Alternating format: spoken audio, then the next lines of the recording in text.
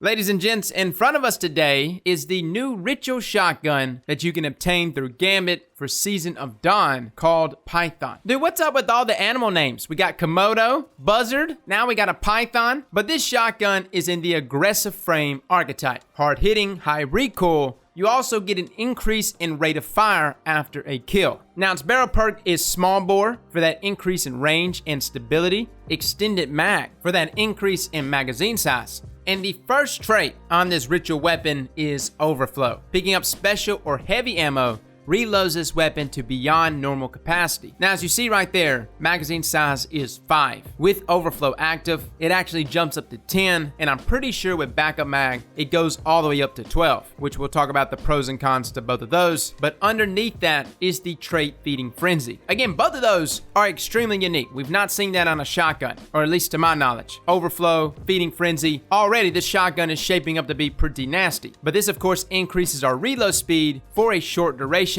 after getting a kill. Now in the trait column right next to it, we have Shield Disorient, Energy Match Shield Explosion, disorients nearby combatants. Now it has to be energy match, which in this case is void, so I guess against things like Minotaurs, yes, you'll get that void explosion, but Shield Disorient does not work in PvP, at least to my knowledge. And I bring that up because Disruption Break does work inside of PvP, but it just simply states breaking an enemy shield, whereas Shield Disorient says you have to match the shield with the same energy type as the weapon. I don't know, Les and I tested this. There's no disorient effect that happens. And I mean, we assumed this was probably going to be the case, but we just want to double check to make sure. Now the trait underneath it is a very popular trait to have on a shotgun, 1-2 punch. Hitting an enemy with every pellet in a shot increases melee damage for a short duration. How many builds have we made with 1-2 punch? You got Liar's Handshake, you got Worm Guy Caress, Winter's Guile. All of those melee boosting exotics pair so well with a 1-2 punch shotgun. Now speaking of combinations of rolls here, because that's the thing about these ritual weapons, they're supposed to present us with a number of rolls and combinations that we have never seen before. First up, overflow and 1-2 punch together is absolutely disgusting, especially if you're taking advantage of exotics that boost your melee damage. I'm actually rocking Synthoceps for that occasional buff and biotic enhancements. Combining that with 1-2 punch, it's an excellent setup for Gambit Prime. And Gambit Prime, targets are pretty meaty, right? This shotgun was putting in work. And again, intrinsically, every time you get a kill with an aggressive shotgun, you boost that rate of fire. And if you have the shotgun out, overflow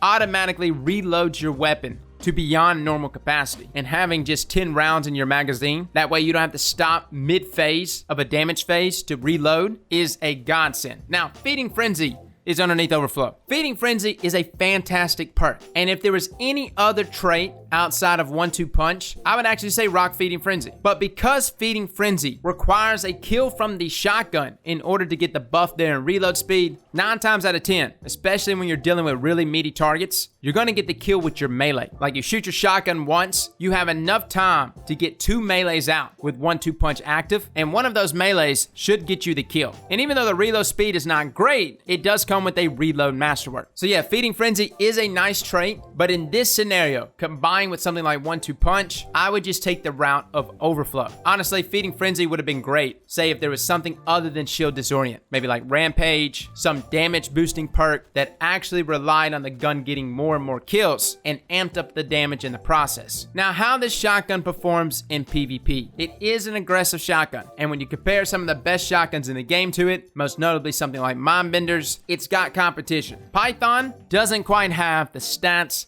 that makes it a deadly force inside of PvP. The kill range is barely over 8 meters. Barely. Now, on average, that may actually be in line with other shotguns, but your shotguns that can roll with things like Opening Shot or even a God Roll Mindbenders, they more consistently kill between 8.5 to 9 meters. Now, it's been a minute since I test shotguns. I know Fallout has a number of videos that surround shotguns and shotgun kill range, and there's so many inconsistencies with shotguns, which is why kill range is not everything to me. I've got a God Roll Last Man Standing. It's got an excellent range stat, as well as something like Opening Shot, but the gun handles so slowly that 9 times out of 10, you're gonna die in those gunfights simply because it takes you way too long to whip that thing out. Now, I would say Python is not as slow as something like Last Man Standing, even though the handling here between both of these weapons are pretty much the same. Python still did not feel as slow as Last Man Standing. But considering that you can have something like a Mindbenders with Quick Draw, well, that pretty much completely defeats Last Man Standing as well as Python. To me, guys, Python is not meant for PvP. And I know some of you are like, well, what about 1-2 punch? Can't you shut down supers? You can. But there's so many other 1-2 punch shotguns I would rather use. Most notably something like Emperor's Courtesy. Shutting down a super, though, is easier than what it was in previous sandboxes, considering that super resistance overall has been dropped, whereas in previous sandboxes, I was like jumping up saying, hey, you gotta have 1-2 punch on your shotgun. Now, in this current sandbox, it's not really necessary. So overall, is Python a shotgun you should be going after? I would say Python is one of the best shotguns for something like Gambit, specifically something like Gambit Prime. Gambit Prime, like I said, has much meatier targets. If you're utilizing exotics that boost your melee damage, especially something like Combination Blow and Liar's Handshake, this can be an excellent shotgun for that. And I know there's going to be some solo players out there, especially people like Glad, that like to solo certain raid bosses. This may actually be one of the best shotgun for those events. You don't have to stop and reload. You've got overflow that's proccing. This extends that DPS phase, allowing you to get more melees in, which at the end of the day, that's the whole reason why you would want to use this shotgun. In terms of its individual performance though, yes, it could kill ads, but it's not going to break the bank on damage per second. It's missing too many things that give aggressive frame shotguns a fighting chance. Number one, if you really wanted to make Python a DPS monster, you need something like Assault Mag, and maybe even something like Full Auto. Something that boosts that rate of fire combined with that intrinsic perk. Drewski actually did a video a really long time ago talking about aggressive shotguns. He actually compared that intrinsic perk to something like Desperado, and he showcased how much faster that intrinsic perk boosts our rate of fire here. But he pointed out that it wasn't that big of a difference by itself. It needed help. It needs things like Assault Mag, Full Auto, things like that to boost that rate of fire alongside that intrinsic perk to really make the most out of this weapon. And then we're not even talking about things like Overflow and other combination of traits that could have made this weapon a good DPS weapon. But it's obvious, guys, that's not the design of Python. Overall, fellas, a great shotgun for dealing with high health targets. Fantastic if you don't already have a well-rolled shotgun for PvE to combine with some of your melee builds. Now, we're only about a few days into the season, but we're probably going to start breaking down builds and combining some of the artifact mods, and I've got a few that can tie into Python pretty good. And the ability to hold upwards to 10 to 12 rounds and to proc something like 1-2 punch consistently over that long of a damage phase, it's going to make these builds extremely nasty. So guys, that is our review for Python. Honestly, after reviewing all of the ritual weapons, I don't know, man. I like them. I really do. But they are a major step away from Pinnacles. And I know that's the way they're supposed to be. But at the same time, I very much miss the unique perks that Pinnacles brought to the game. I know they were a little out of balance. They gave Bungie a lot of hell. But I miss that level of lethality. Let me know in the comments below what you think. We've also got a number of God Roll weapon reviews to put out this coming up weekend on the new weapons that have recently dropped. So be looking out for those. Fellas and ladies, thank you all for coming and watching. And as always, slap that like button like your mama told you right.